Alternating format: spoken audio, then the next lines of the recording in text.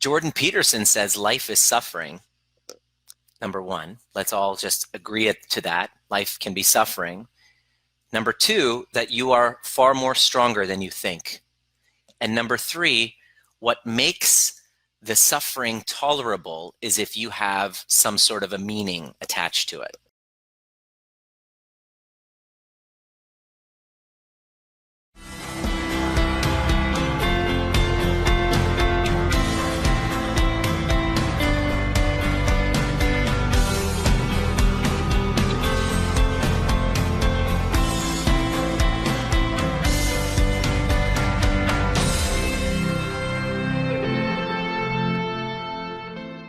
Good morning, good afternoon, wherever you are, early morning in Australia, evening in Europe.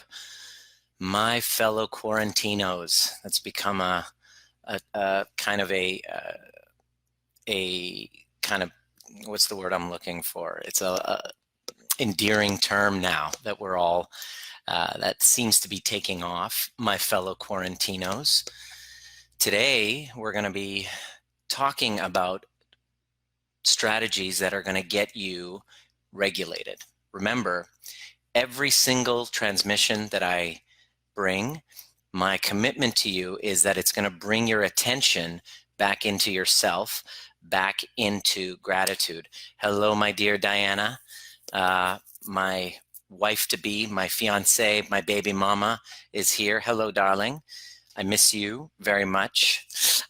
Although I get to talk to you daily, it's just not the same as being there. I wanted to tell you how much I love and appreciate you, which reminds me, whenever I read the news or listen to whatever's going on, I have the same possibility of being pulled into that unknown, into that dark place. But every single time I reconnect back to my why, which is you, my dear, and my child that's about to be born in October, into an unknown world, we have no idea, that gives me the strength to actually step up and lead in a very difficult time where, just like everybody else going through an unknown, the tendency is to want to bury your head in the sand.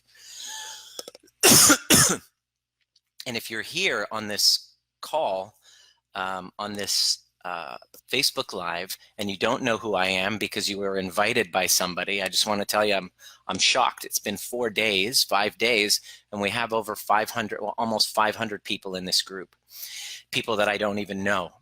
What's happening is, if you don't know who I am, it means that you were invited in here by somebody who really gives a shit about you and who's been following along this content, which my intention and my commitment to you is that everything that you digest and consume in this community actually has you leaving more centered versus what you could listen to or read in other communities, which are filled with spite, filled with fear, filled with separation, filled with this us versus them, blame game, victimhood, which, interestingly enough, is what most people feel when they came to us for help and guidance before this whole coronavirus thing happens. And usually, if you haven't met me before, I'm a chiropractor who is particularly interested in healing and helping people heal, who's now kind of mentoring and guiding people who are going through this relationship limbo, who are stuck in a place of dissociation. Hey, what's up? Thanks for the love. Thanks for the hearts, brother. Who are stuck in this dissociation, this fear, and they're in that same boat. They're stuck in fear, stuck paralyzed with uncertainty, playing victim.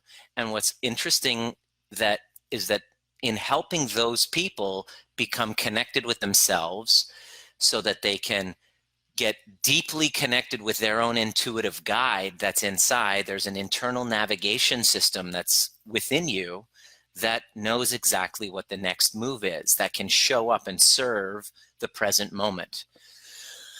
Excuse me, I'm fine. I have no flu-like symptoms. It's just a little bit dry, the weather is.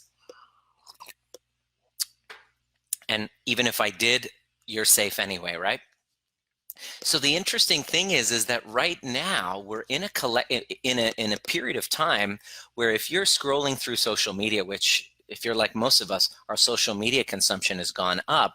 The question is, what content is going into your nervous system? A good indicator of what I'm going to invite you to do is to ask yourself the question, when I consume this, what's going on in here? What happens here? Does that move the needle to a more resourced and empowered space? Or when I consume that, does it bring me into separation, into despair, into constraint, restraint? And the whole idea is that if you consume the content in this community with, this is my commitment, is that you leave connected to yourself, connected to your big why, and aware of possibility. Because that's just, I mean, in I'm not sure what language, but the word, if you can, somebody can correct me if I'm wrong here. Opportunity, danger is also opportunity in one of the kind of Chinese languages. Okay, Mandarin, Cantonese, I'm not sure which one, but the same word for danger or crisis is opportunity. It's the same thing. The question that I want you to ask is this. Think about this. If danger and opportunity are the same, okay, exactly the same. If you look back in your life, it's no different. What allows me to see crisis versus opportunity? What's going to be the deciding factor? I want you to think about that. Every question that I ask is designed to bring you back into yourself. Crisis, which we're all in clearly, opportunity, what is going to be the determining factor that decides what I see, what the possibility is, crisis or opportunity? The answer is my nervous system, the resonance of my nervous system.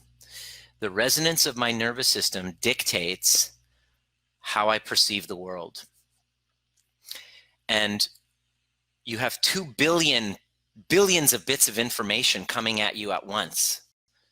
Which ones are you going to pay attention to?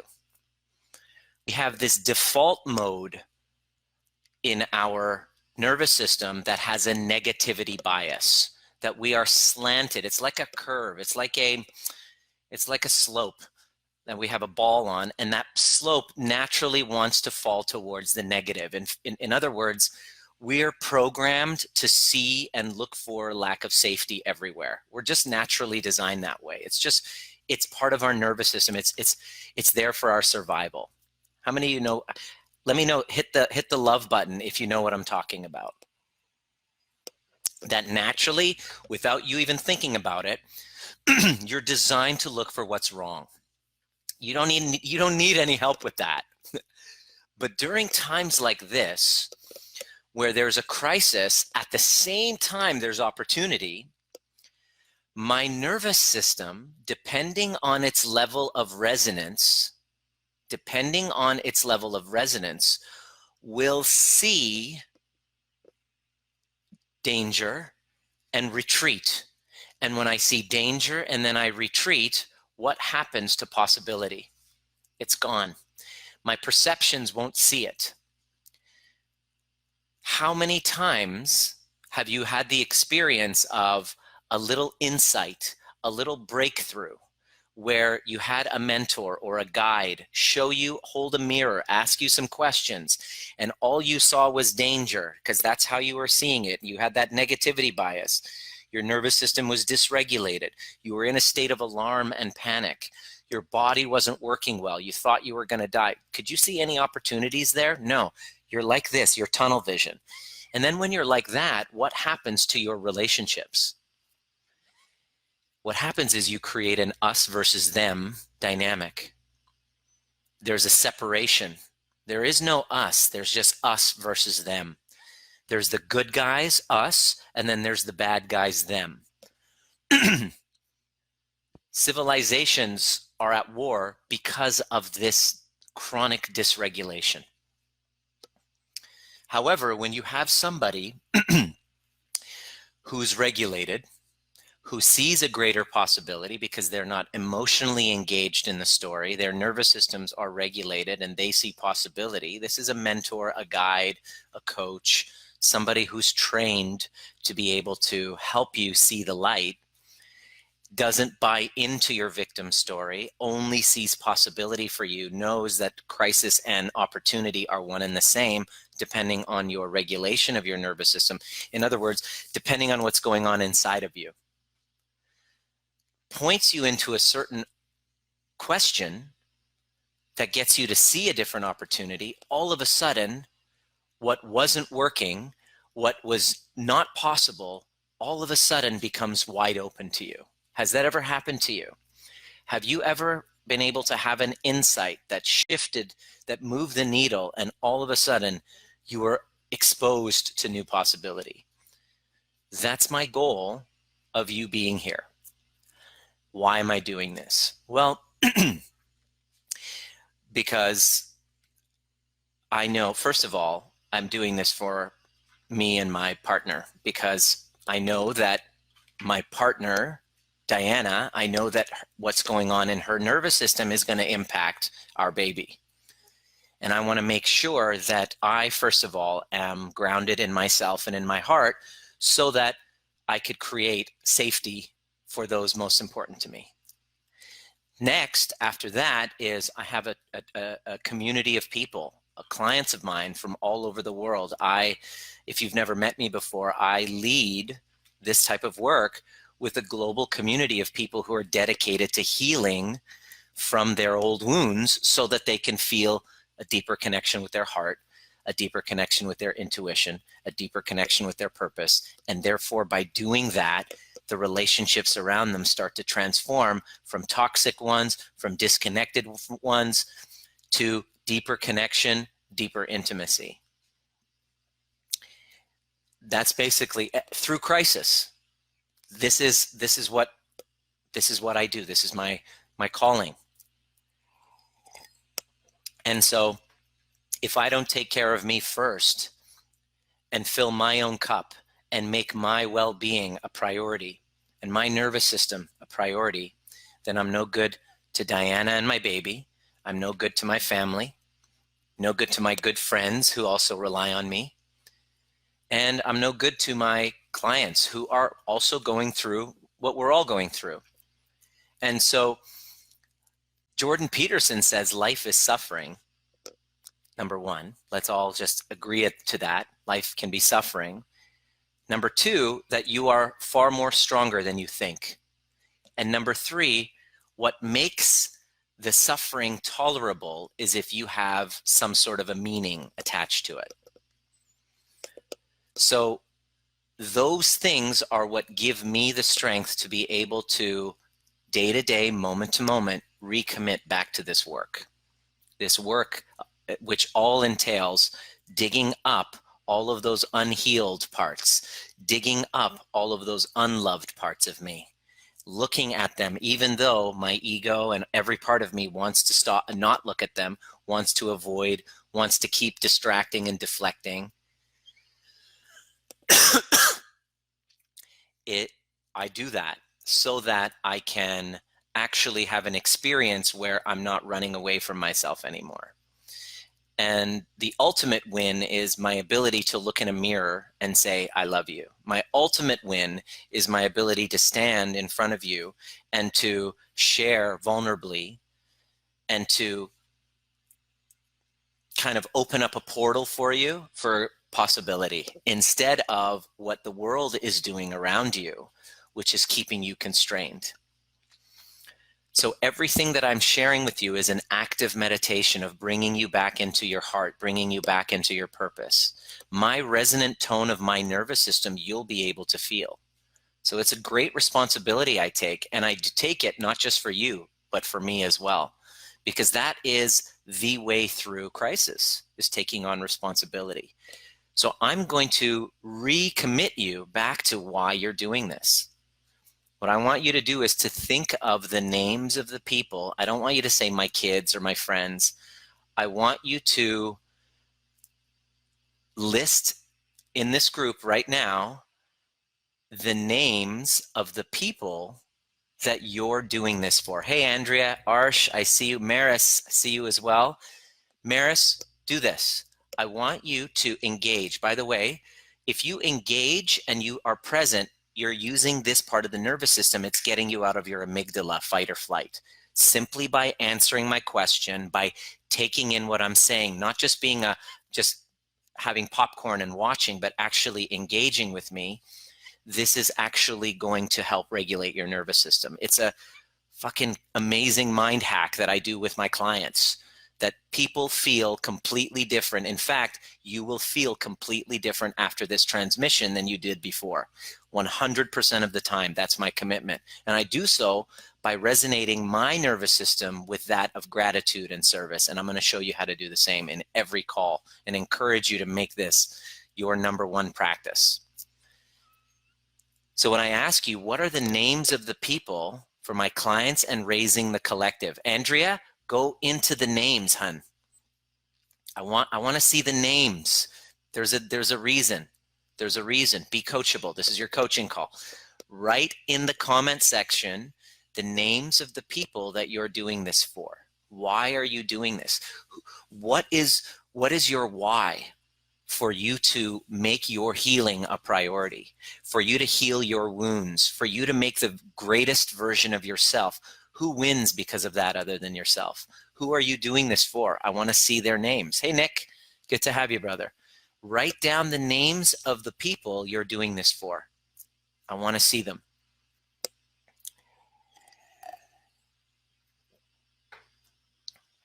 There's reason behind, there's method to my madness. There's a reason why I'm asking you to do it. It's not for no reason. What you're going to do is, as you write, beautiful. Exactly. You're doing it for Claudia. Exactly. I want you to get into your heart and really feel their nervous systems calming and going into a state of safety as a direct impact of who you're being for them. This is part of your active meditation here. Beautiful. I love that you tagged everyone, Yanni. Bob, Mary, Joe. Great, Joe. Good. Get in there. Also, Tamara. Joe.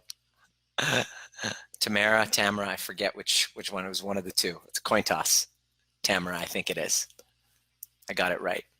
What are their names? Phoenix, that's right. Therese, my dad, Richard. Roland, my good brother. Roland and I were on the same salsa dancing team like over a decade ago. We traveled and we performed and we competed together, and what a ride it's been, brother. What a ride it's been. I want you to think of those people. And when you think of those people, there's a reason for this. He whose why is big enough can bear almost any how. Because it's not easy to look at the news and hear more lockdowns, more shutdowns. When is this going to end? Am I going to survive? Will I make it through? I want you to know something. Number one, you're going to be okay.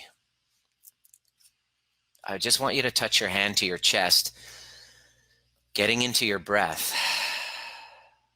and acknowledge, I'm safe in this moment. And as you've been scrolling and hunched over devices, I'm going to get you to get up and acknowledge your safety with an open heart by opening your arms, twisting your hands, and going outwards and opening. And what this is doing is it's opening your heart that you've been protecting because of a lack of safety. What you're saying to the universe is, I'm entering the present moment with an open heart. Breathing in and surrendering the exhale. You're twisting your arms back. That's opening your shoulders. Squeezing your back muscles together. Opening, opening, opening. You might notice a great deal of congestion. Touch your hand to your chest and acknowledge that you might not have even been breathing lately and how dysregulated your nervous system's been. Beautiful. I love the names of these people. Andrea, way to go.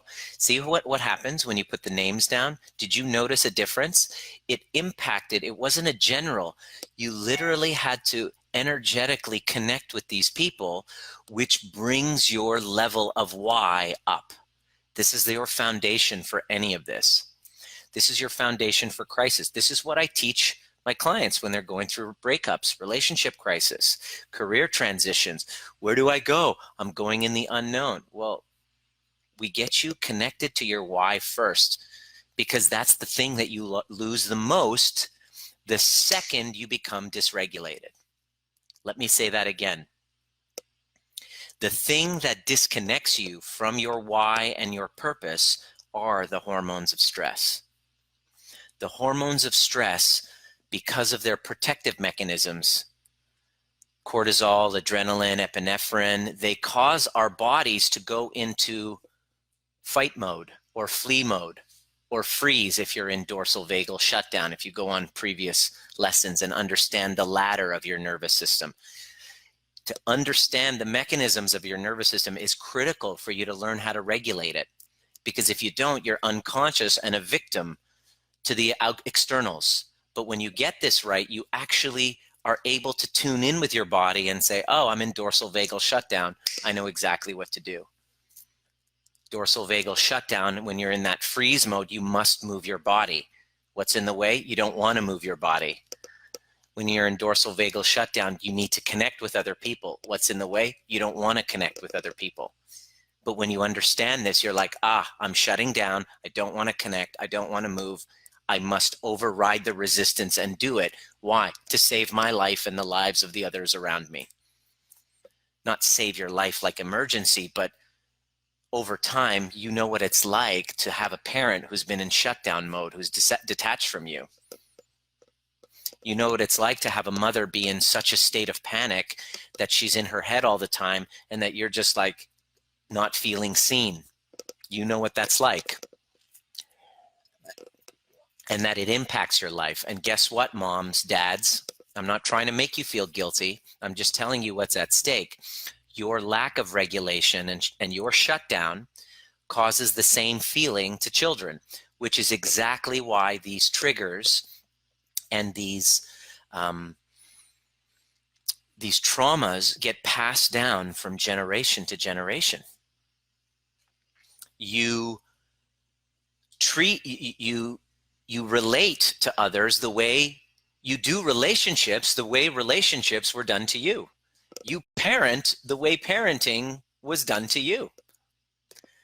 Unless you awaken and you do the difficult work of healing and digging up all of those old complexes and going, wait, how have I been unconsciously choosing these people and going into the same fucking patterns and blaming those people and not looking at my complexes, my incompletes, my stories that have brought me here? Okay, I see it now. I'm ready to do the healing. Those are the people that we work with.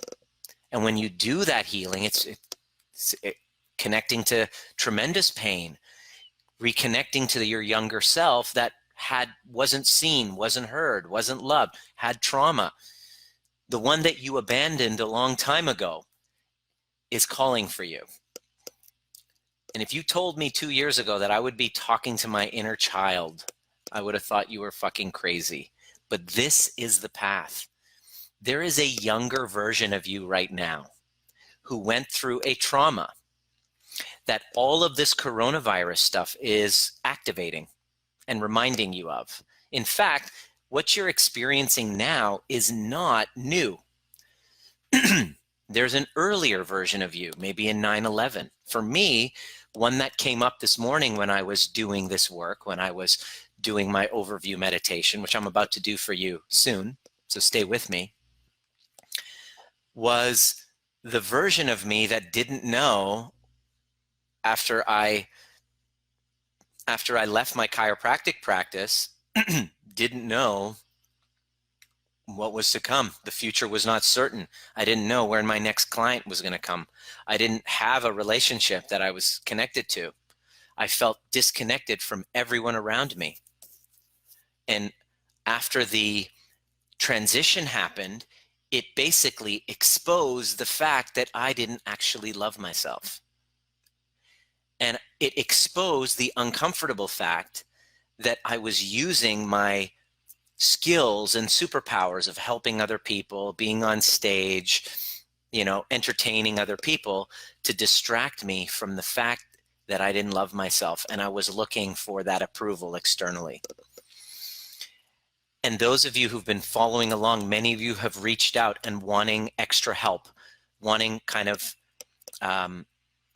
like personalized assistance on this path. This is general. I'm giving you the goods, giving away the farm to give you the tools to be able to regulate yourself. And some of you've reached out and said, I'm ready to actually do this healing work. Because what's happened is an interesting thing that's happening. Tell me if you can relate to this. That putting us in quarantine, I'm in quarantine right now, haven't seen Diana in a couple weeks, several weeks. I don't even remember when I saw her last. It was sometime in February, I think. Yeah, it's back in February. There's something that happens when you're alone and you can't do the usual things that you use to distract yourself from the reality that you're not comfortable in your own skin. And you can't do those things that distracted you from that. Being important, making a lot of money, getting likes on Instagram, dating other people. Oh, some of you are single and you're dating around and dating and dating and dating and distracting yourself by getting attention. And now all of a sudden dating's not safe. And you're now faced with the reality that, hey, wait, I don't really like my own company. Holy shit. Or the other thing is you're sitting around and you're realizing, oh my gosh, the company that I have now that I'm kind of forced to be around, we don't really have any connection. There's no intimacy here. There isn't a feeling of safety here. And that's fucking painful for us to see. But it's actually a gift. If you're willing to go down the rabbit hole and listen and answer that call. What's in the way of us doing that is absolute fear. Because there's this known world. Even though I'm miserable, it's known. One of the clients that reached out to me that was really looking for help because she's unraveling right now. She goes, I feel like I'm unraveling and I can't. My health, she's got autoimmune problems. She's unraveling and she's like 5 feet away from a full-blown panic attack where everything unravels. Her health, her career, her relationship, like she's like on the brink. And she's saying, as she said, I feel like I'm in a golden prison. I said, what's that? She says, I'm safe and comfortable in this bubble. It's familiar. In other words, what she's saying is, it's familiar to me, but I'm fucking miserable. And what this coronavirus pandemic is doing is getting us into the corner and saying, before you're like, let me just distract myself with this. Let me do that. And you're going to actually face the truth now. You can't hide anymore. And now all the important questions are starting to come up. The questions that we all experience when we go through midlife crisis, when we go through a divorce, when we go through career setback or transition, all of the things that I've already gone through and I've working to heal from. And I say working to heal from because my healing journey is lifelong. It's not something that ever, boy, was that tough. I'm glad that's over. It's not like that. That's not how it works. My healing journey is lifelong.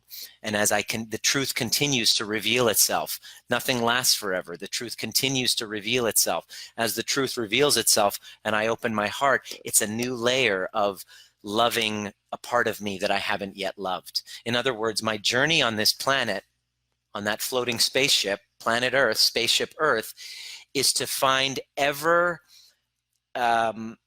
more possibilities of parts of myself that I haven't loved. And the purpose of my relationships is to mirror back to me those parts that I haven't yet loved. If you learn the necessary skills to do this, what skills am I talking about? The 2 most important skills that you are to learn in the new world. The two most important skills in the new economy, in the new world, because the old world is gone. The familiar is gone. Kind of like 9/11, everything changed. You're now into a new world. And in times of change, Eric Hoffer says, the learners shall inherit the earth, while the learned in their golden prison will find themselves beautifully equipped for a world that does not exist. In other words, this is about adaptability. Your adaptability will come with a firm grounding of what your intuition and inner voice are calling you to do.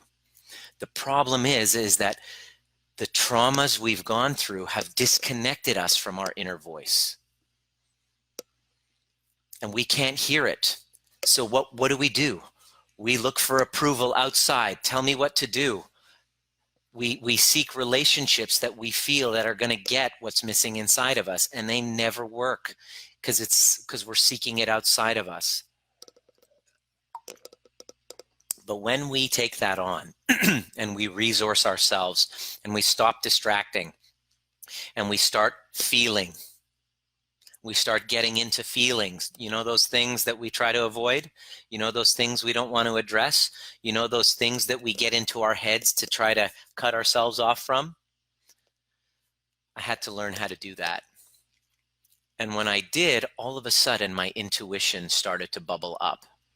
And I was able to take a stressful moment and a trigger and use that as a portal to go into a deeper self-love. That's skill number one. To take your triggers and use them instead of phenomenon that cause you to abandon yourself and reject yourself, which is what happens during trigger and trauma. Trauma is when you get triggered, which, by the way, you're probably, if you're scrolling, you're getting triggered every single day. And what'll happen is it's causing you to abandon yourself into fear. The skill you're going to want to learn in the new world is how to take each trigger and turn it into a portal for self-love. And every conflict that you go through, which I hated conflict. Do you hate conflict? Do you run away from conflict? Do you run away from conflict? Do you overly create conflict? Either one of those two polarities is a dysregulated individual.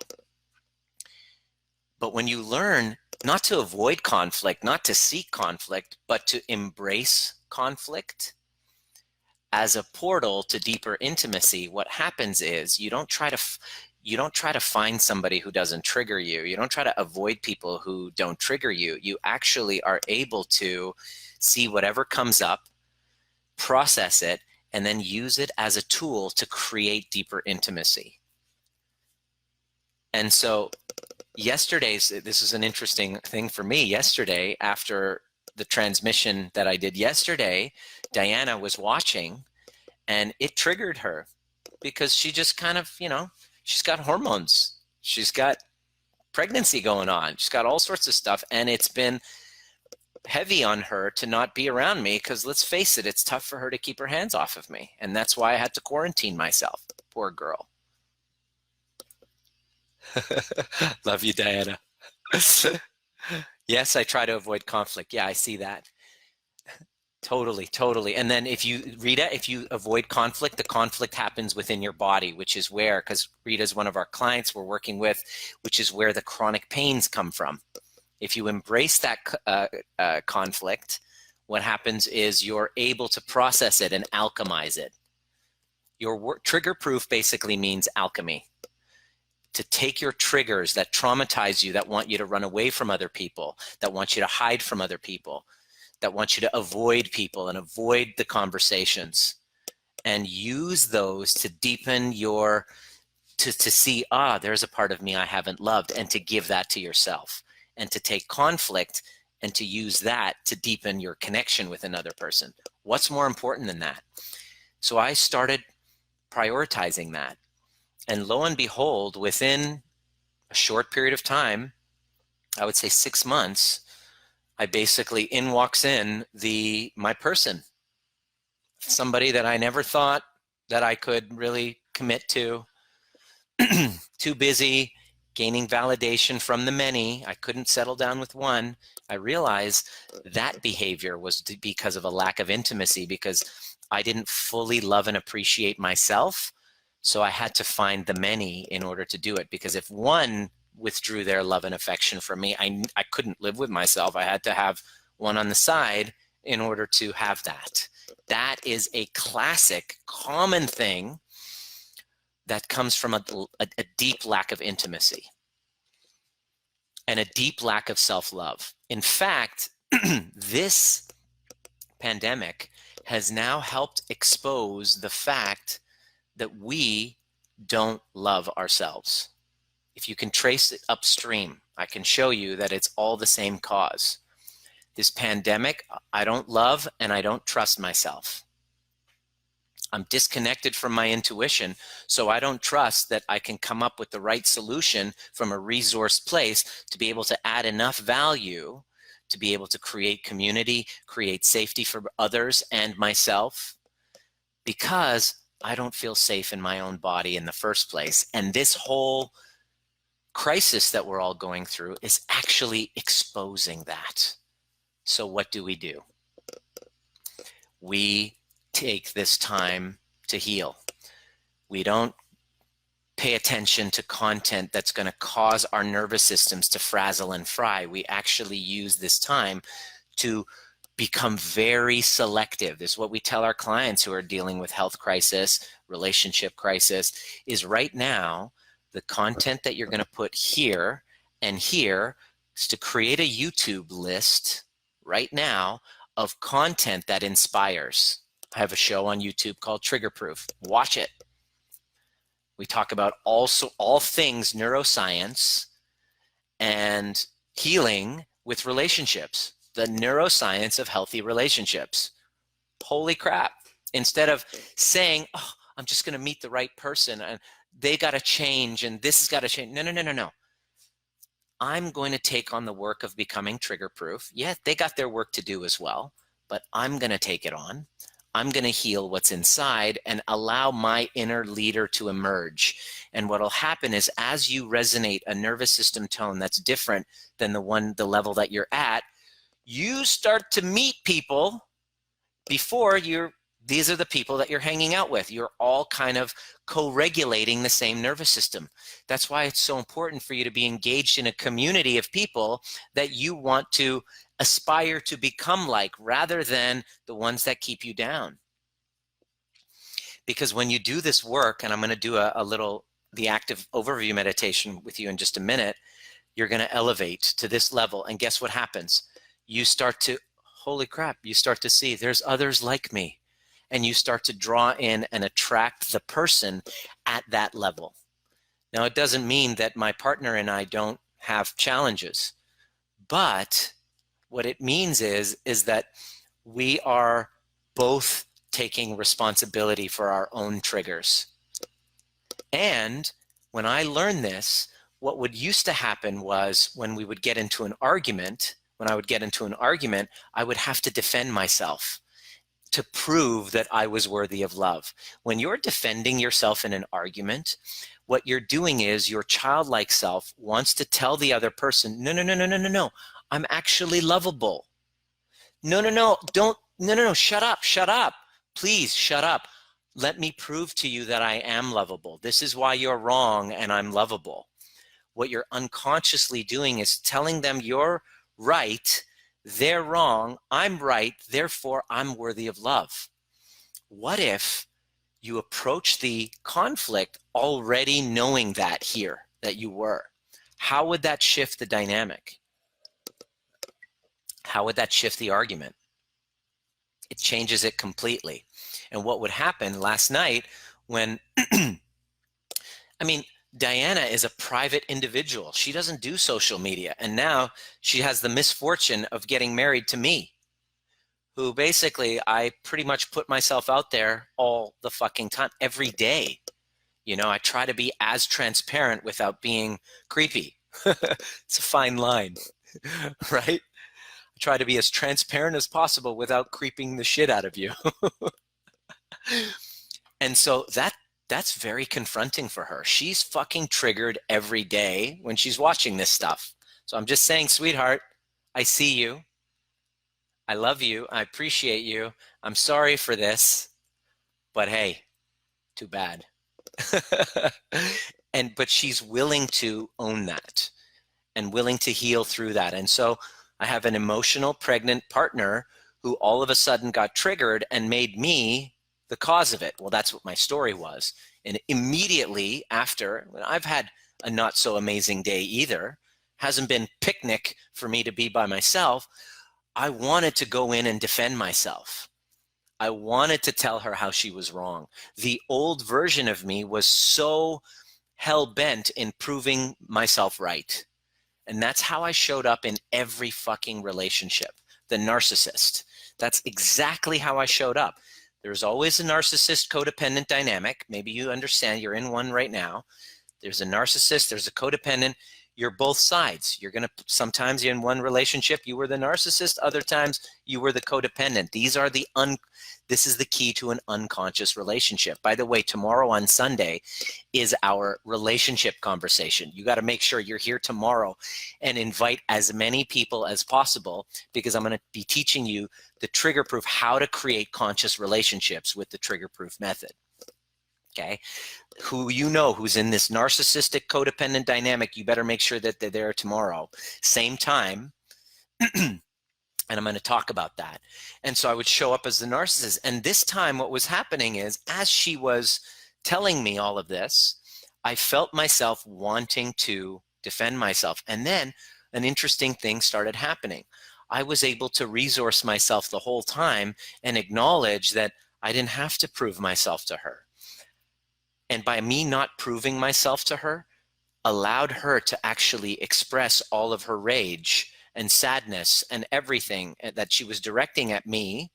And then it only to reveal, just by talking it out, she was able to get it out and cry. And the tears, here's the key, your tears are necessary for regulating your nervous system. In other words, when we do this right and you're able to get there and access your tears, you've melted the nervous system. That's why when you see your children and they surrender to their wall of futility, when they just, nothing, I can't change, and they sit back and surrender and cry, literally 5-10 minutes later, they feel amazing. They feel totally different because their nervous systems have regulated. There's something mysterious that happens when we fall back and surrender to our tears, and just, it's the surrendering to our tears that allow the nervous system to heal. And when I literally was like holding space. It's like when somebody is vomiting, holding space is what is like, if I'm drank too much and I'm about to puke, you're going to hold, you hold that person's hair up, or you kind of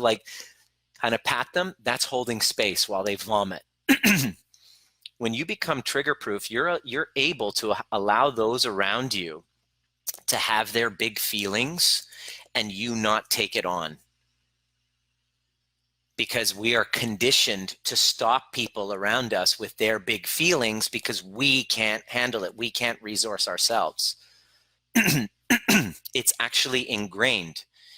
We just had Christmas. You better not pout. You better not shout. You better not cry. I'm telling you why. Like, you better not have feelings.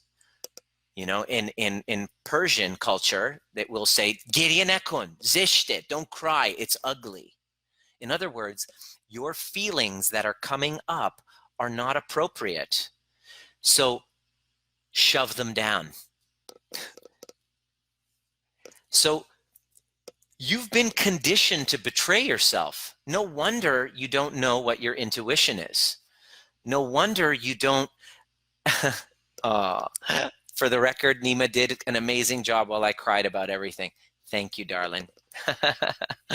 Yeah, I'm doing the work, and this shows the work is ongoing, right? And what happens is when you're able to resource yourself, other people feel safe to express their truth around you. And then all of a sudden, you and your tone of nervous system starts to be able to heal other people. You become an inherent healer. In fact, if you're watching and you're in the healing, helping profession, you can't avoid this work. you will be constrained by your ability or lack of ability to take your triggers and turn it into self-love. When I did, all of a sudden, like, I mean, when you're told ever since you're a kid, stop crying, don't cry, or have you ever told that to somebody? Just be honest. I want you to write in the comment section. Have you been told that, or have you caught yourself telling others, don't cry, don't calm down, don't have those feelings? Collective healing. Oh yeah, Caroline, and for you as well, you have kind of indigenous background too. Talk about intergenerational trauma, sister. Oh my God, that's like centuries old. You're basically carrying all of that parenting and trauma and people who don't know how to be with their feelings. So when you have a child who has feelings, you say, don't have that feeling, because that's how I was raised. And I'm not playing victim to my mom and dad, but whenever feelings would come up, they didn't know how to handle it. So the only way is to calm themselves is by trying to silence or invalidate my feelings, our feelings. And that's how children are parented. And that's how we will parent our children. We parent the way we were parented. Unless, hear me out, unless this. What do you think? Unless you stand up and you put your hand up and you say, I'm going to take on this work. I'm going to heal those old wounds that clearly I'm carrying around like rocks in my backpack, and I'm going to unpack them, and I'm going to look at them, and I'm going to get uncomfortable, and I'm going to expose my shame. I'm going to share the things that I've been burying as a secret that's been burning a hole in my chest, causing this costochondritis. It's like, you know that feeling? Let me know if you know that feeling. When you're going through an excessive amount of shame or embarrassment, it's like this feeling in your chest that you feel kind of physiological. It's pain. And if left uncorrected for a long period of time, can actually create symptoms in your physical being. This is the mind-body connection. This is why I left full-time chiropractic, is because I'm like, geez, what the hell? I'm not wasting my time. I'm making a difference, but am I really getting to the root cause? I really want to go upstream. So when I did do that, all of a sudden, when I allowed and did that work and felt all of the feelings that I was pushing away because I was conditioned to, or I was doing a lot of cognitive work and therapeutic work to try to avoid being here, when I finally stopped being here and I got into this work, all of a sudden something magical happened. My intuition started to bubble up. I was better able to listen to that inner voice, which then was able to give me my guidance for the next step, which answers the question that you have right now of all of this uncertainty. What do I do with this uncertainty? I need Donald Trump or Justin Trudeau or whatever prime minister of whatever country or president that you're in, that I need you to provide me with that certainty, which is false certainty, by the way, and it's always based on their agenda. It's wiser for us to take the responsibility and say, you know what?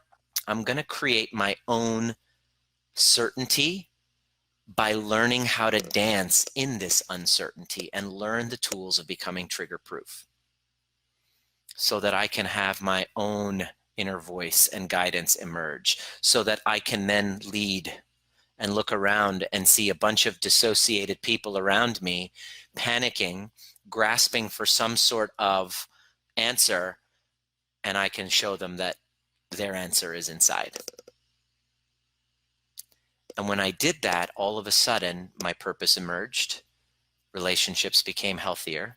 I felt safer in my body. I was able to become more resilient to changing times.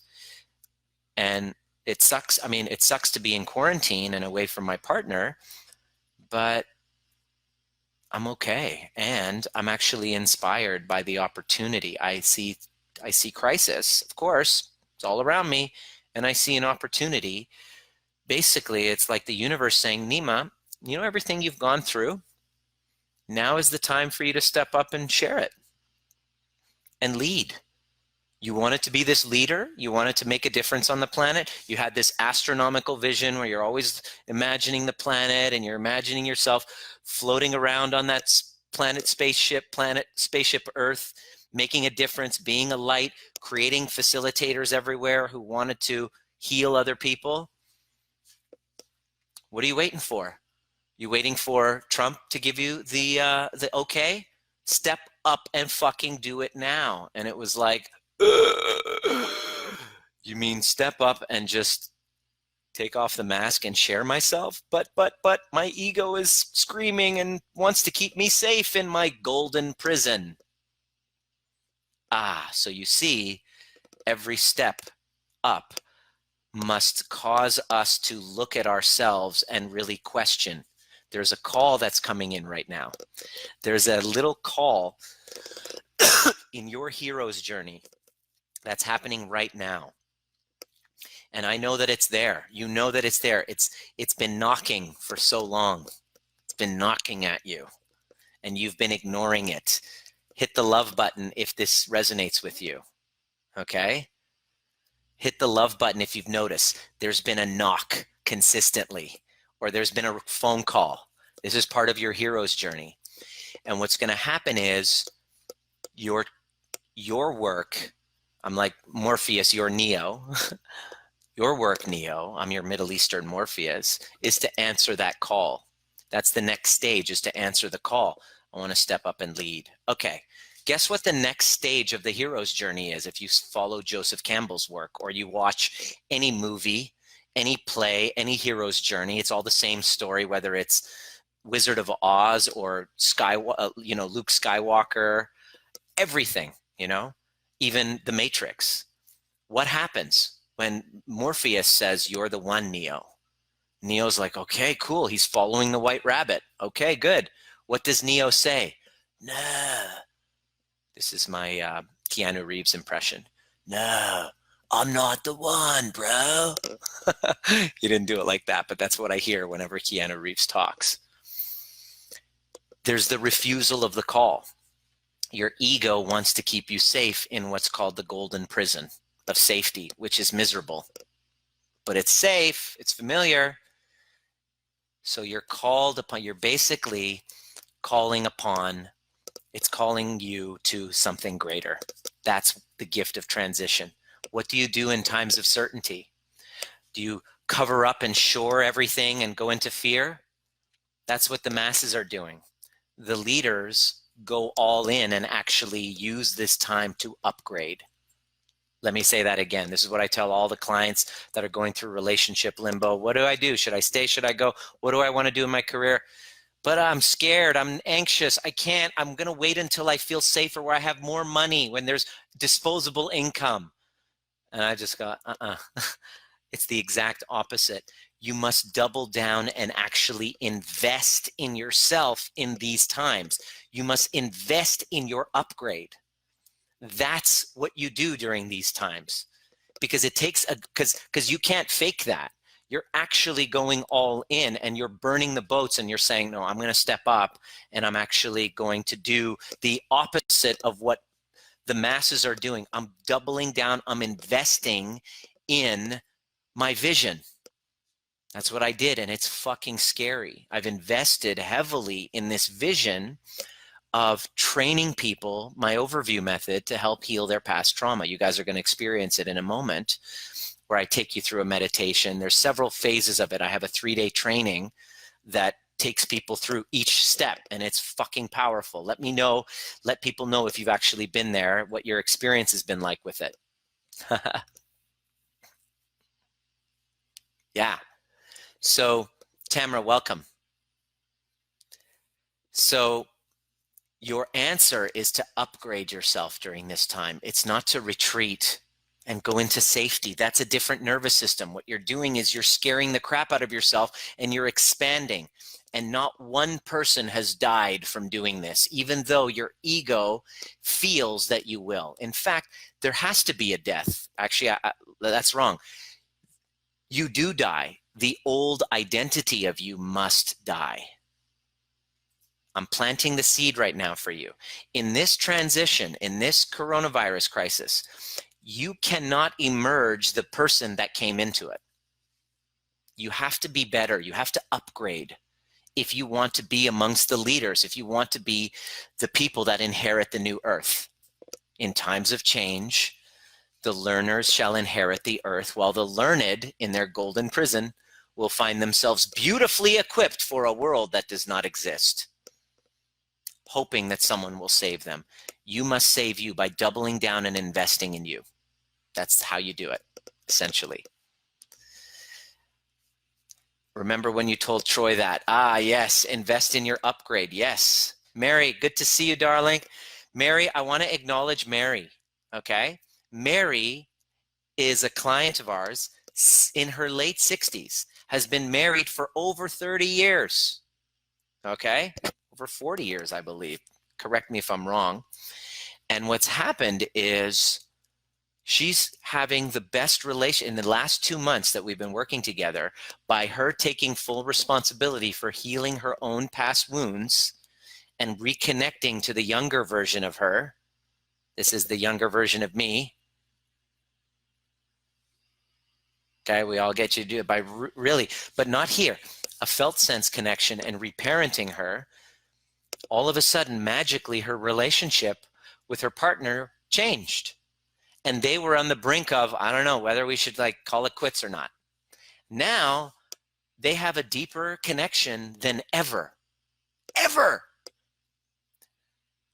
What a gift, you know? And Mary, I'm not going to lie, when we first met, I was like, oh, Mary, this is going to be a tough one, because we really want to stay stuck in our old stories. Eric Hoffer said that quote. In times of change, the learners shall inherit the earth, while the learned will find themselves beautifully equipped for a world that does not exist. Travis, welcome, brother. So make sure you watch the transmission. You don't want to miss these. Remember, every time you watch this content, what happens is you're going to leave more connected to your heart rather than in fear. You're going to leave with a leader that's emerged. Because why? Because your kids need you. Because your kids literally are watching you. They're watching your every move, and they can sense, just like dogs are very attuned. You can tell when you look at a person what their nervous system is. Watch, I think, day 3 on the 3 levels of your nervous system.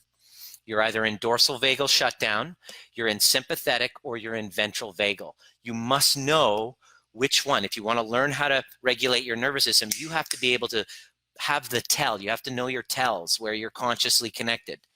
Oh, I'm in dorsal vagal right now. When I answered the call last night and I had Diana on FaceTime, Diana, I could see you were full on in dorsal vagal. Just your voice, your facial expression, you can tell. And I'm like, uh-oh. And my old wounding wanted to go into, what did I do wrong? What happened? And I wanted to defend myself because I'm already going through my own challenges too. And so when 2 people with a dysregulated nervous system happens, is a wonder why relationships become toxic. No shit. They should become toxic when 2 people have a dysregulated nervous system. And instead of labeling people as assholes or whatever, I'd rather you see them through the lens of a dysregulated nervous system, because that builds empathy. And just by learning these tools, I was able to allow someone that I care about to feel seen, someone very important to me, because not only do I love her, but she actually has my child growing inside of her. So it becomes 10 times more important for me to throw away my own stories for the sake of something meaningful, which is to make sure that she always feels safe whenever I connect with her. When I can stay conscious of that, that's my work to do. Yes, Maureen, thank you. Started me finally dealing with everything. Beautiful. Vinny, good to have you, brother. You're amazing, incredible, awesome, Mary. Mary, 47 years, but who's counting? No more boulders in my backpack, 2 months, and wow, amazing and wonderful. I just want to give you some. That's for you, Mary. Mary, I just want, and that's for your husband, Robert, too. I just have so much love for the people that I get to serve. One of the things, people are like, are you stressed? I'm like, no, I'm connected to something very meaningful. I do. But here's the thing, I'm not bypassing my fears. I'm actually feeling them fully and I'm acknowledging them. And I have something very meaningful that I'm attached to in many different ways. And that's what's going to have you win during this epidemic. That's what's going to have you emerge, because it will be over and you will survive and you will be fine. You're not going to starve to death. We'll be okay because we're in this together. You will. We keep forgetting that. But if you take the time to make this a priority and heal your wounds, you have a fucking huge opportunity in this crisis to be one of the people that say, hey, I got you. I know what you're going through. You're completely disconnected. You're suffering, and I have the answer to your suffering. That's what you have available to you when you take this on. You have the availability of becoming a lighthouse during a storm. That's what makes life on this planet meaningful. We're going to die someday. You might as well do it in a way where you feel comfortable in your body.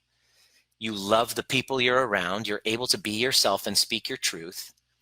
You feel safe in your body. You're not unraveling, as one of my clients just said. One of my people just said in a discovery call who reached out to me. You actually have some say in the creation of your experience. But if you're not trigger proof, you are governed by externals. Outside forces have power over you. Look at the world. Everyone's being controlled by outside force, even the people who are deep into the conspiracy stuff.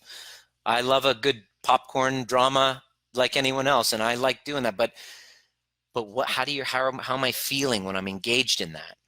I'd rather put, especially at this time, content into my brain that leaves me feeling more connected. So are you ready? You feel the love. I will be on this journey with my brother. Victoria, yes, you will. There are people around you, your children and your future clients, that need you to step up. So I'm grateful that you're here. Victoria is in Belgium. This was a huge thing.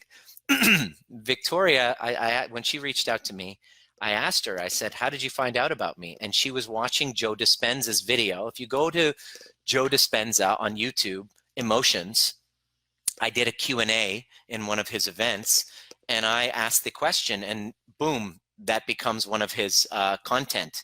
And so like once a week, I have a friend of mine messaging me that video from Joe Dispenza saying, hey, this looks familiar. I'm like, I know. It's like gone viral. My question to Joe Dispenza. And she was blown away by the question. And I said, how did you find me? She goes, my name tag when I was in the seminar was shown, Nima Rahmany. And she Googles me and realized, oh my God, this guy's a coach. And she starts following my content, watching my show, ends up in one of my group kind of live workshops online, and reaches out to me and commits to starting to work together sometime in the summer. Just put a deposit. And she's like, I'm ready. I just got to organize everything. And it's like, holy crap. She found me through my fucking, that's so cool. Anyway, maybe I should put a link on that, because I asked him the question, and this is relevant. I asked him this specific question about, if we're doing meditation and we're just focusing on a future, what about our past? Aren't we just bypassing our painful past?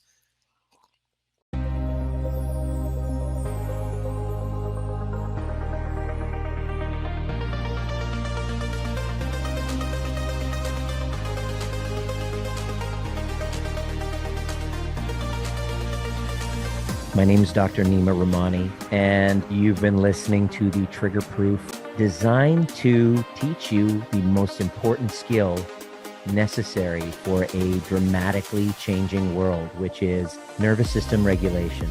And becoming trigger proof doesn't mean trigger less. It means learning how to regulate ourselves to bring us back to center so that we can then be governed by our purpose rather than from our wounds. Anytime there's reactivity, there's a wound. And if you're curious and inspired to learn more, join us at Breathwork and Badassery, or the overview experience. There's a difference between listening to a podcast and actually showing up live and doing the work with a badass community who's all about breaking cycles of intergenerational trauma. It didn't start with you, but it can end with you if you're willing to do the work. See you at the next perfect time.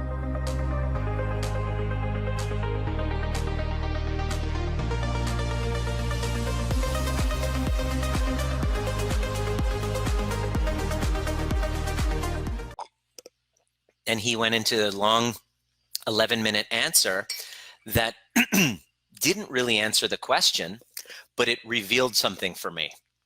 It revealed that in the meditation that I'm creating for people, in the overview meditation, which I'm about to take you through, we're going to actually use the fact that we're going to access a part of your past that this crisis is bringing up for you. And your only work is to heal that version of you. And let me give you an example. Right now, as you're sitting here, right now, and let's do this because we're all going to do this meditation. Heather Lynn, I want you to do this with me because you know Joe Dispenza. You're a big JD fan. I want you to tell me how this meditation will be for you, okay? Take a moment right now before we begin, and I want you to write down in the comment section what this coronavirus crisis, this crisis you're going through, this unknown, it reminds you of another unknown in your life. What is it? Was it a divorce? Was it a breakup? Did you lose your job at one point? You were like, I don't know if I'm going to get my next paycheck. When am I going to get my next paycheck? Did you go through an illness, or were you got a diagnosis? Some of you, from the stories that I've heard, you got a health diagnosis. Like one of our clients, Melissa, she gets a diagnosis of MS. She's like, oh my God, my life's over. I have MS, right? And guess what? Through the work, she healed from MS and went into spontaneous remission just by healing her wounds. And now, guess what's coming up during these times? Guess what's coming up? It's not about a fucking virus. It's about the version of her 10 years ago sitting in the doctor's office with the MRI confirming that she got multiple sclerosis. That version of her, that traumatized version of her, is literally walking around triggered all day. That's you. So I'm going to encourage you to write down, okay, Yanni, when your mom almost died from meningococcal, do you remember how uncertain every day was? Do you remember your sleepless nights? Do you remember when you were like not knowing if she was going to be gone? Okay. All right. That's what I'm talking about. Perfect. Yanni, you got it. I want you to tell me what it is for you because we're doing this all together. Okay. We're doing this as a community. And by the way, thank you for sharing this with your people. Like all of a sudden we have like 500 people in this group in 4 or 5 days. I don't know how it happened. All I'm saying is just somebody that you care about, that you want them to have a healthy nervous system and learn these tools, freaking go in and invite them right now. Just invite, like reach out to them and say, you need to be on these twice a day transmissions during this crisis. No, but I don't know what's happening. No, that's why you need to be here. The very reason why you can't is the very reason why you must. Write this down. The very reason why I can't is the very reason why I must. Okay. So triggered. Exactly. Yep. Perfect. That's what we're going to work on, Yanni. Good. Same health stuff, being sick with no answers. Lisa, good. What is it for you, Heather? Like, write it down. Engage, guys. Engage with me so that I don't feel so alone. No, for you as well, so that you can actually be part of the conversation. If you engage, now your nervous system becomes regulated with mine. That's called co-regulation. That's what happens with engagement. That's why we need social encounters. That's why this social distancing is fucking deadly. People are going to die because of social distancing, because our brains and nervous systems require it. So how do we do it when we're in quarantine and apart from one another? By engaging. I'm having this conversation at this level. By meeting me at this level, you're engaging with it. Write it down. Good. Maureen, Roland, being stuck at home for weeks on end due to political unrest and fighting in West Africa. Dude, that's huge. In the early 90s, dude. Yes. Guess what, Roland? that version of you, write down how old you were. That, um, that teenager version of you, because you were probably a teen back then, right? Or early 20s, late teens, early 20s. That's the version of you that's showing up right now. That's what's triggered. Unconsciously, though. It's not like you're doing it on purpose. It's unconscious. That's what trigger proof means. Trigger proof means I am encountering a thing in front of me that's reminding me of a part of me that I haven't loved. Oh, can you write that down? Can somebody write that down? Trigger. A trigger is, this is what a trigger means. I'm encountering something in my present which is reminding me of a past version of myself that I haven't loved. Wow. Trusting your potential. Being bullied and confined by the bullies. Leanne, good one. So right now, this whole thing, this confinement that Leanne is feeling is still in your body, Leanne.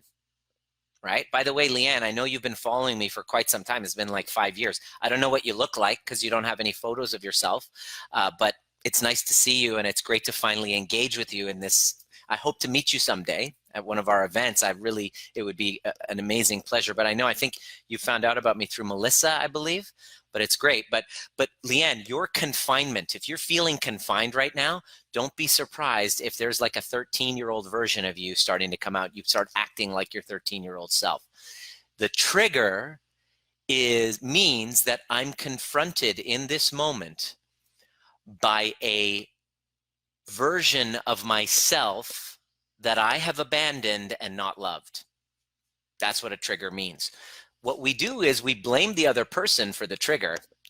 It's like, oh, you fucking asshole, you trigger me. I get that a lot. I get fuck you, Nima, a lot in my workshops, and my clients say it a lot. Lovingly, of course. I know they mean it out of love.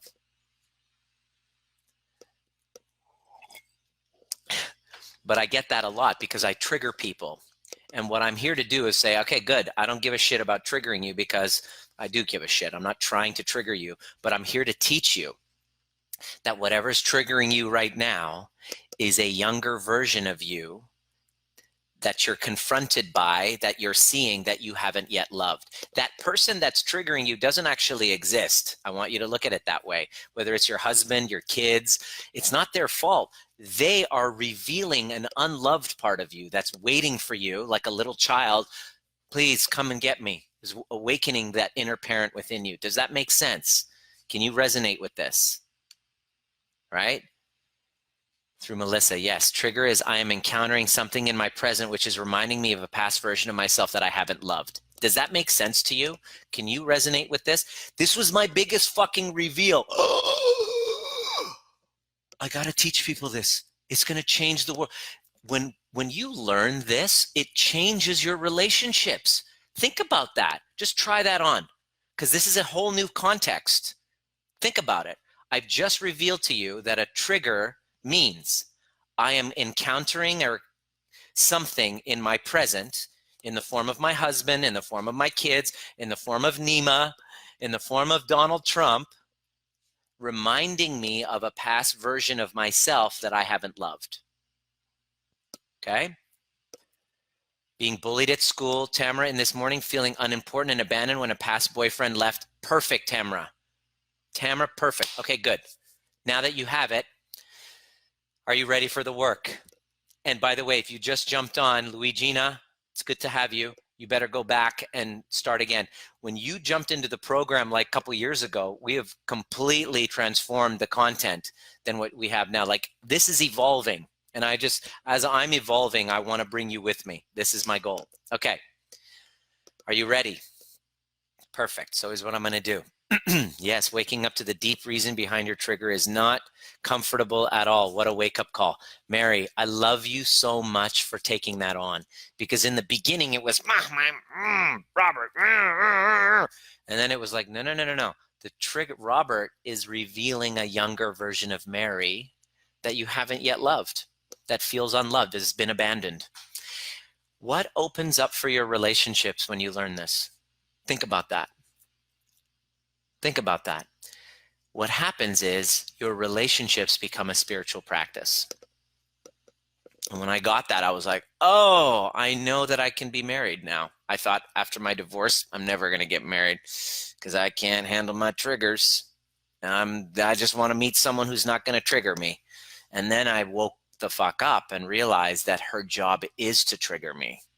Her job is to trigger me, to reveal the parts of me that I haven't loved so that I can go ahead and do that and resource myself and then come back and share that and have deeper intimacy. So in other words, the relationship becomes a space to heal and evolve and grow together. And what's more important than that? Right now, take away money, everything that's not important is falling away. And that is the one thing that remains, is your exposure to the fact that there are some fractures in your relationships that need your tending to. And that it's not the time to retreat, it's the time to double down and invest in that vision and hold that vision, because that's what's going to carry you through this crisis. And I'm here to help support and guide you on that. And because that's my vision and my mission. All right, are you ready? So now that you have that age, now that you know where it is, I want you to engage. Tell me how old you were, okay? So Nick, you got it. Caroline, we got you. No, what age were you? I want you to reveal it. Roland was 13. Okay, you're a teenager. Okay. Trusting your potential. I don't know what that means. It's when I thought I was going to be on my own back in 1996. Perfect. Okay, good. I love it. All of my clients who've already clients, they're like, oh, these are the ages. They got them right this, because we've trained them to get back there so that when the trigger comes up, you now have an ability to what we call trigger surf and become trigger proof. Not trigger less, but use what you're confronted by as an access to deeper self-love. Are you ready to do that and give love to that younger version of you that this coronavirus is bringing up today? Are you ready? Perfect. Let's do it. I'm going to get you connected now with your breath.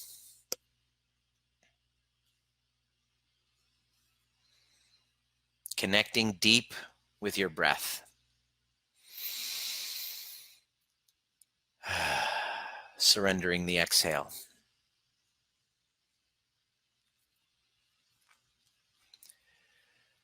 Touching your hand on your chest where you have that sense of alarm, and ask yourself, am I safe in this moment?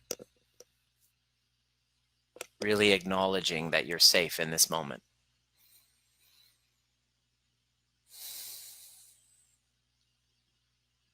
Notice the way that the muscles, you're holding your muscles in your shoulders, in your face, in your jaw. On your exhale, surrender and just acknowledge that you're safe in this moment.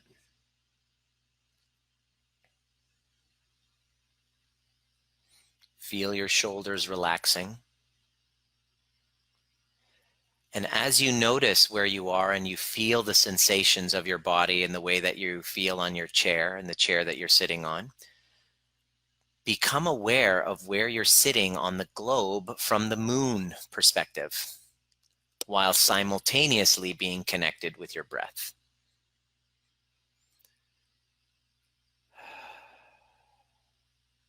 This is activating your parasympathetic nervous system. Can you see yourself going through the unknown? And acknowledge your fears. Feel them fully. Give them space to breathe.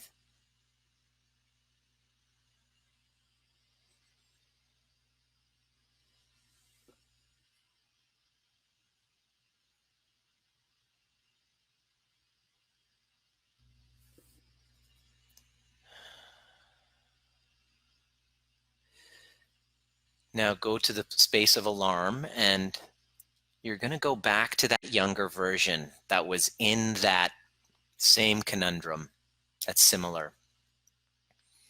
And you're going to actually connect with you rather than being the fixer. You're going to use your amazing empathy skills and empath and compassion skills that you have for others, and you're going to go and you're going to join yourself and watch them as they're in their unknown. Maybe they were in the hospital, Yanni, or you're laying in bed fearful. There's going to be a representation, a scene where you really see yourself. And can you just walk in like the ghost of Christmas past and just join them and look them in the eyes as though they are your own child, the same amount of love. Notice what they're feeling and thinking. Can you see their distress? Can you see them in their uncertainty?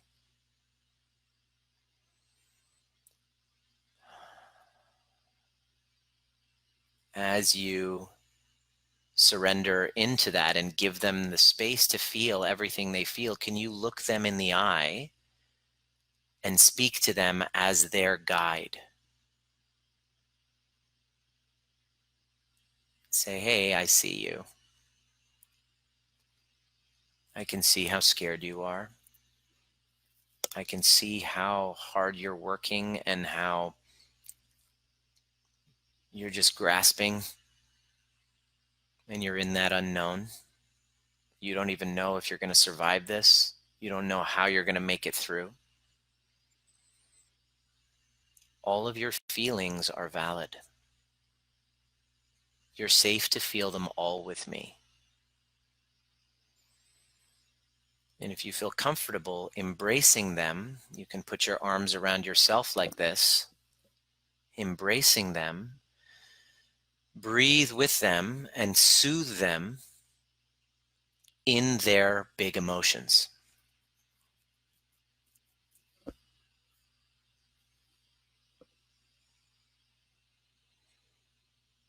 Feel into that. Really let that in.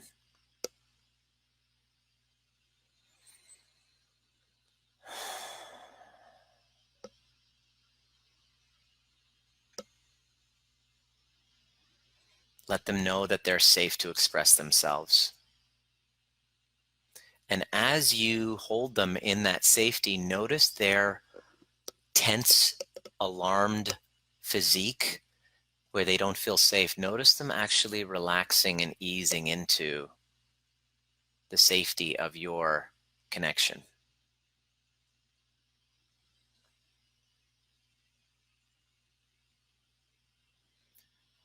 Feel their breathing calming down. Tell them that they're safe. Let them know that they might not be able to see it right now, but they're going to get through it. They actually become stronger. I want you to think of the mysteries in their mind, all the questions that they have at that time of, will I be okay? I want you to tell them everything that they need to hear about what to keep in mind. And listen carefully. If they're looking at you and you have a few minutes with them and you're very relaxed and you know everything that they've gone through, what happens on the other side of their limbo? Tell them the advice that you have for them in that moment, and pay close attention to what that advice is.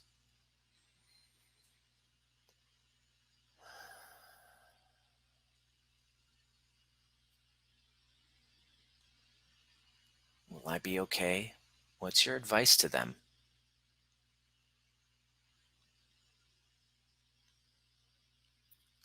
Now, ask them what they need most from you.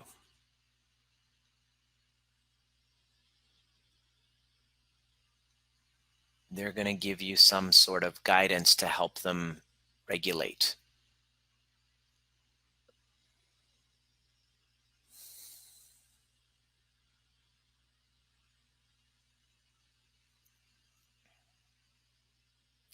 Now, together, you're going to approach you in today, sitting where you are.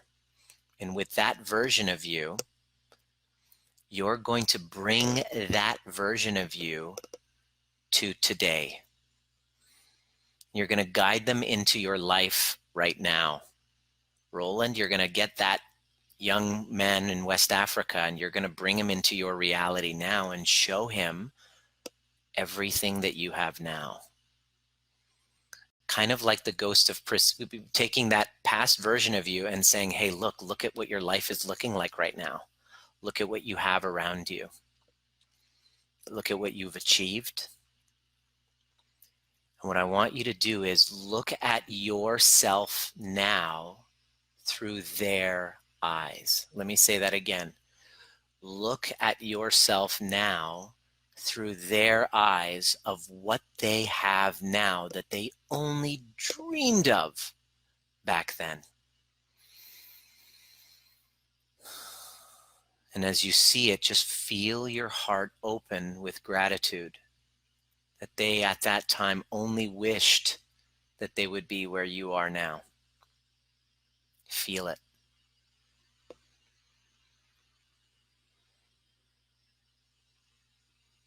How proud they are. Can you feel that well up? Look around you. Look at what you have around you. At that time, you only dreamed of having what you have now. Feel it. This is true gratitude. And now, have them tell you what you just told them.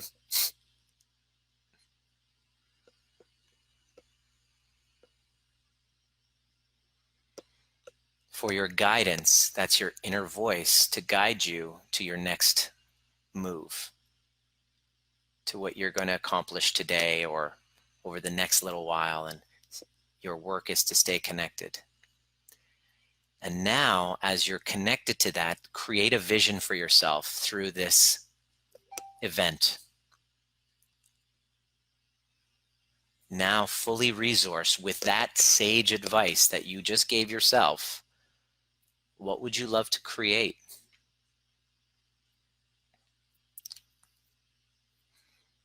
What do you want to accomplish? How would you love to lead? Who would you love to become? What would you love to do in terms of service? Sharing your gifts, finally giving yourself permission to share your gifts in abundance of giving and receiving in absolute abundance in fair exchange for what you're giving, because it's coming straight from your heart. Feel what that would feel like. See the vision really get crystal and emerge. You'll notice some really neat ideas popping up of what you would love to do. Some neat connections or conversations you really want to have.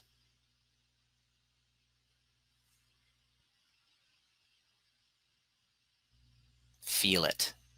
What would that feel like in your body? Can you drop that into your body? Can you feel the gratitude as though it's already happened? As though this version of yourself is going there and seeing it all in the same way of gratitude that your Christmas past has come to today. Can you do that? Feel it.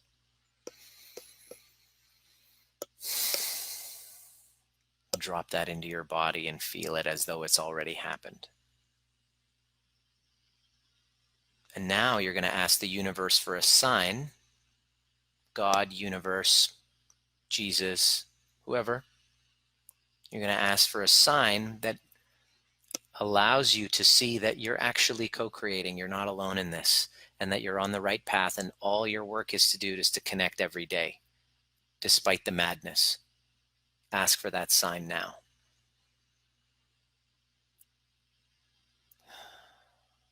And you can open your eyes. What I'd like for you to do in the comment section is to write down what the guidance was that you were giving that younger self. What was it? I want to hear it. I want to read it. And right now, if you did this right, your nervous system is regulated. You've taken the trigger, which is what's happening around us. You've gone back and you've reparented that younger version of you. You've resourced yourself. You've self-soothed, self-resourced. And guess who shows up for your kids? A loving, empathetic, heart-centered individual walking into the unknown, leading with love in your heart. And now you're a contribution. This has been the secret to my emergence from the ashes. And this is what's needed most right now. And I want to share this with as many people as possible. And if you know people that really need to participate on this journey, I'm doing this for 8 weeks minimum. Sorry, not 8 weeks, for 2 weeks minimum. Maybe make it an 8-week thing, who knows? You'll see transformation in yourself. Guarantee it. Many of you have messaged me and seeing it already. What was the message from your younger self? You will be safe. Mom will not die. Everything will be fine. Beautiful. And here's the thing. You also want to make sure that you put in things that help you for things that are beyond your control, because I can't control if my parents are going to live or die. That's not up to me. I'd rather have me be okay with me regardless. That's your goal. Be patient. Good one. Everything, it's just going to take time. Everything will go back to normal. Absolutely. A new normal, a better version of normal, Maureen, right? A new, better version of normal. I want to see. Be patient. Good one. Just difficult for us to do when we're dysregulated, Leanne. I'm so grateful that you participated. It's nice to see you and to meet you, and I really do hope to meet you one day. Any questions? Was that useful for you? I know there's 11 nervous systems currently on. If you're watching on replay, let me know and tell me what came up for you. And please, I hope you're following along, because you really need to engage. You'll be fine, and even better, stay alert. Awesome. How you feel? How are you feeling right now? You're feeling more resourced and ready to rock. I'm so grateful that you were here. Be back tonight for some Q&A. Your practice will be now to, from that, take that advice and now apply it and call 3 people and be of service to them right now. Check in on 3 people right now after this call. Reach out to them and ask them how they're doing. Let them know that you're there for them and that everything's going to be okay, and that you are taking this on as a leader. That's what I'd like to see. So that's your homework. That's what I'd love to see.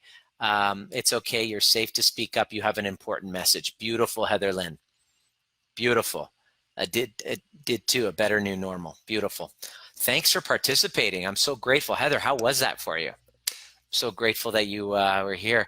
Just huge gratitude that there's right now 10 people kind of participating and joining in. And I want you to think of a few people that really need to be on these calls. And what I want you to do is to go ahead and invite them in the group, because healing can go viral too. Instead of fear and panic, my vision is that healing can go viral, because I stand for healed families, because I was able to heal mine and create, now I have a new family. And you know, what you focus on grows. And so I want to focus on healing rather than conspiracies and doomsday and all that stuff, because it's not really going to help us. I like that my little self learned all emotional data is highly valuable. Beautiful. Way to go. Help this time. I feel really calm. I hope we will meet one day too. Absolutely. You bet. Many great opportunities will come your way soon. Seize them. Oh yeah, Roland. That's true. So some of you have been curious about going into those old wounds and actually doing the work of healing this and saying, look, I'm ready to upgrade. If you are, definitely reach out. I'm going to leave my little link here. I want you to definitely apply to work with us and actually make this a habit. Make this like your full self. And if you really want personal guidance of walking you through those, because there's going to be some traumas where you're going to need some help, some outside help walking through them. And you're going to need a community of people who really get you, and you're able to connect, and some live and some one-on-one and community and all of that. Reach out. Let's get into a conversation and fill out the application. Let me know exactly what's going on. You could be a fit. This could be your time for the upgrade, and we want to see if you're ready to upgrade. We're here to serve. We're literally working all the time, we've opened up slots on the weekends because the insane amount of need has gone up. So we're here to step up and serve. And we're going to use this as an opportunity to shine what we've already, me personally, I'm going to use this as an opportunity to not really play small, to step up and actually shine a light on what I have been kind of doing in the background. It's now time to let this out. There's never been a better time. So I want to invite you to join us for that. I'm back. Claudia Sign, atta girl, way to go. Isn't that cool how it works when you regulate and you stayed intentional? Way to go, Andrea. Andrea, I want you to go back and watch this and watch the training. Way to go. She's strong for mom. She has been through so much, but she needs you to be strong right now. Absolutely. So yeah, reach out if you have questions. Melissa, you just jumped on. You got to go back and watch the replay and follow along because I mentioned you.